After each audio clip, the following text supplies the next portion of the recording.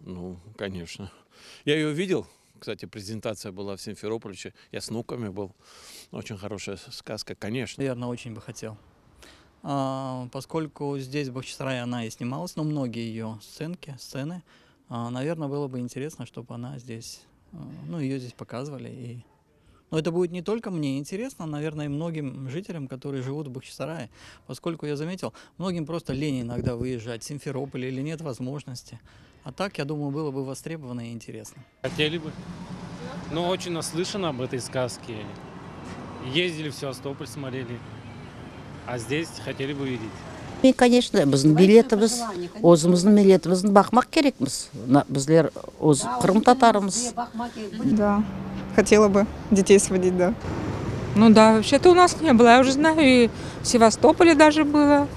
Да. У вас не показывали Бахчисарай? Нет, еще нет. Я еще удивилась. Думаю, ну может потому что близко Симферополь нам. Да, с удовольствием.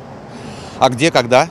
А мы же уже смотрели в Берке, очень даже классный кинотеатр, и мы там классно отдохнули. Только еще я хочу посмотреть. Да, хотелось бы. Бахчисарайда әлбетте пек истереді көрмеге, чөнки Бахчисарайда пек чоқ қырым татар бар.